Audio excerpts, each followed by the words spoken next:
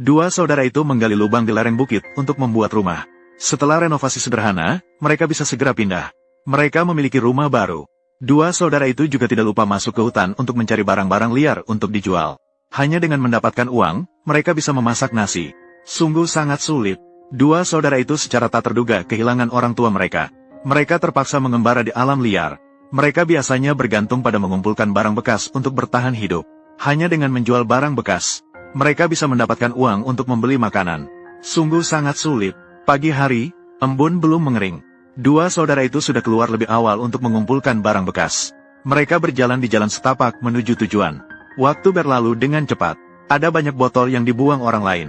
Dua saudara itu mengambil kesempatan sebelum orang lain menyadari keberadaan mereka. Mereka segera mengumpulkan botol-botol itu dan memasukkannya ke dalam tas.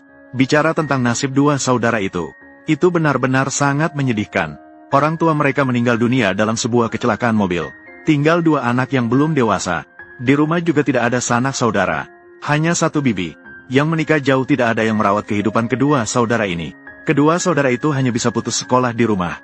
Tanpa pilihan, mereka pun terpaksa menjadi pengembara. Di usia yang masih muda, mereka sudah mengalami penderitaan seperti ini. Sekarang hanya dengan mandiri dan kuat mereka bisa keluar dari kesulitan. Meskipun mengumpulkan barang bekas bukan satu-satunya jalan keluar. Tapi sepertinya yang bisa mereka lakukan sekarang hanyalah mengumpulkan barang bekas. Sepanjang jalan yang tak ada ujungnya.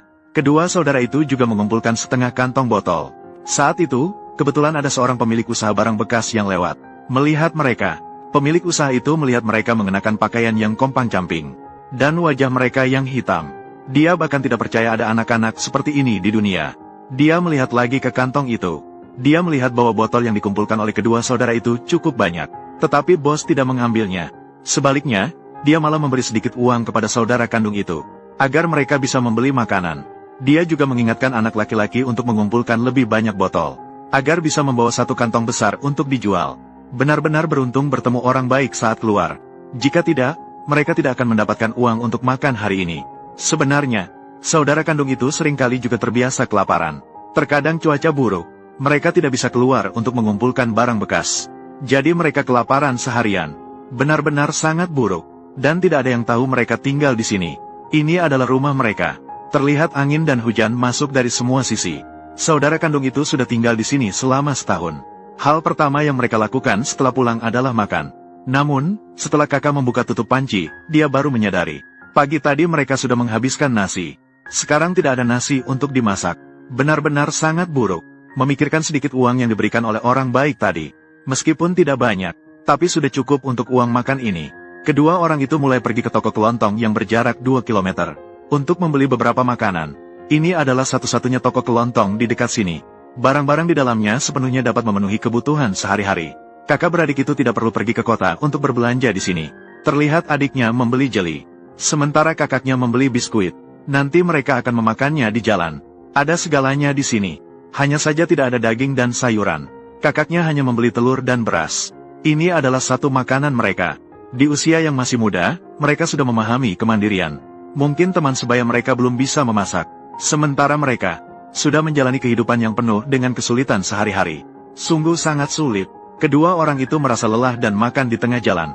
Setelah kenyang, mereka melanjutkan perjalanan. Makanan yang didapat dengan usaha sendiri. Mereka sangat menghargainya. Mereka berencana untuk makan 2. Sisa yang ada juga tidak lupa disimpan untuk dimakan di rumah nanti. Sekarang, tidak ada yang lebih penting daripada mengisi perut. Jeli ini benar-benar enak sekali. Kedua saudara itu pun makan jeli dengan lahap. Dan mengisi perut mereka. Mereka seketika merasa segar kembali. Masih ada 1 kilometer lagi untuk pulang. Mereka harus segera pulang sebelum gelap. Namun, pada saat itu terjadi sesuatu yang tidak terduga. Karena kakak terlalu terburu-buru. Dia tidak sengaja terjatuh. Setelah adik menarik kakaknya, dia baru menyadari telur itu pecah. Di dalam tas, cairan telur berceceran di mana-mana. Kedua saudara itu menangis dengan cemas. Memikirkan telur yang mereka beli dengan susah payah dan biaya besar. Belum sempat dimakan sudah pecah. Hati mereka sangat sedih. Untungnya, kakak yang pintar tahu. Meskipun telur itu pecah, tapi cangkang telurnya dibuang. Cairan telur yang tersisa masih bisa dimakan. Ini juga bisa dianggap sebagai cara untuk memperbaiki keadaan. Setelah sampai di rumah, hari mulai gelap. Urusan memasak diambil alih oleh kakak. Adik perempuan beristirahat di samping. Dia seperti tiang penyangga di rumah. mengambil tanggung jawab besar untuk merawat adiknya. Hidup di alam bebas pasti tidak sebaik di rumah. Sampai sekarang, rumah masih belum ada air dan listrik. Biasanya, kedua saudara itu hanya bisa pergi ke tempat yang agak jauh, mengambil air untuk disimpan. Adik perempuan belum bisa memasak. Dia hanya bisa melihat kakaknya sibuk di samping. Keduanya memasak setengah kilogram nasi sudah cukup untuk dimakan. Setelah nasi dimasak dengan baik, dia juga menuangkan telur ke dalam panci dan terus menggorengnya. Tidak menambahkan bahan tambahan apapun. Terlihat bahwa telur matang dengan cepat. Kakak segera menyelesaikan masakan dalam waktu singkat. Makan malam mereka hanya sekadar nasi telur yang sederhana. Meskipun tidak sebanding dengan hidangan hotel bintang 5, tapi kedua saudara itu makan dengan lahap. Karena hujan deras tiba-tiba semalam, kedua saudara itu terbangun karena hujan saat tidur.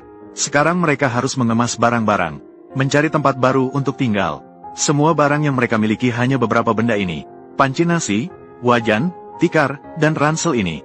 Setelah berpamitan dengan kampung halamanku, kedua saudara itu memulai perjalanan baru. Memikirkan bahwa mereka telah tinggal di sini hampir setahun. Meski enggan pergi, tapi tidak ada pilihan. Tidak ada air atau listrik di sini. Bahkan jika ada orang baik yang ingin membantu mereka, tidak ada cara untuk melakukannya.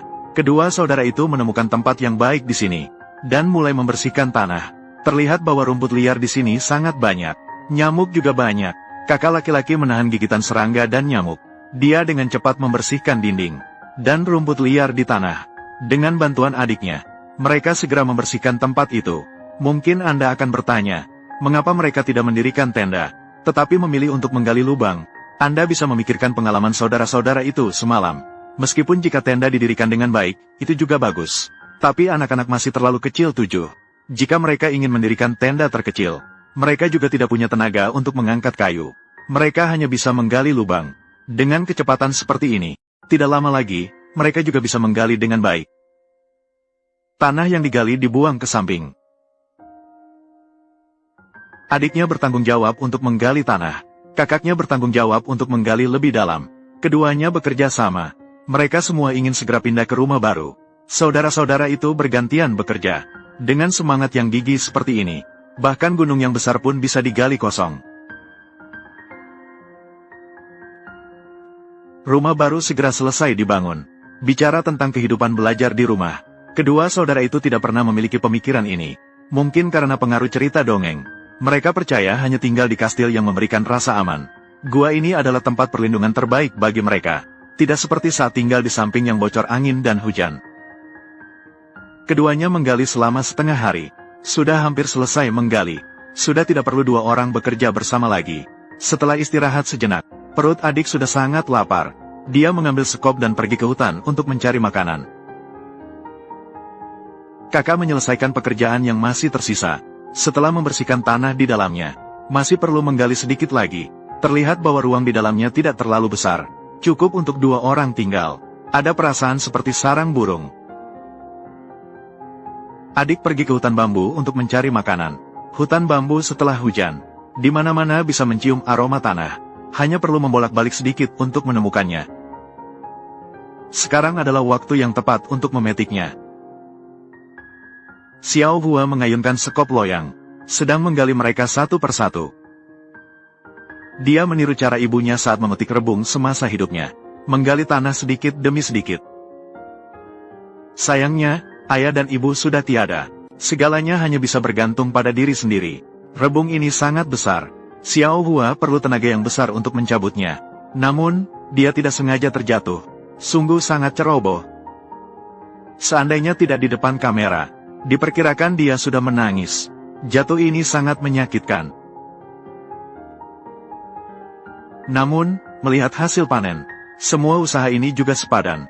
Dia membawa pulang 4 rebung besar. Dan kakak juga hampir selesai menggali rumah. Hanya tanah di depan pintu yang belum diratakan.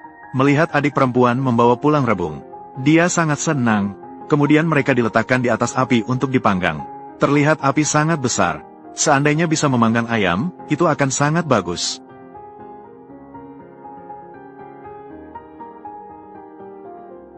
Adik perempuan bertanggung jawab untuk mengawasi pekerjaan. Kakak laki-laki harus melanjutkan untuk menyelesaikan sisa pekerjaan. Dinding di pintu masuk masih perlu diperbaiki sedikit. Hanya setelah meratakannya sebentar, baru bisa menaruh barang. Lantai diratakan menggunakan sekop besi. Asalkan tidak mengganggu kaki, itu sudah cukup. Rumah baru dibuat seperti ini. Menghabiskan sebagian besar waktu setengah hari untuk saudara-saudara ini. Dalam sekejap, tunas bambu sudah dipanggang. Sarapan dan makan siang diselesaikan sekaligus. Keduanya langsung mengambil kulit bambu dan mulai makan. Meskipun tidak ada garam, mereka tetap makan dengan lahap. Sungguh sangat harum.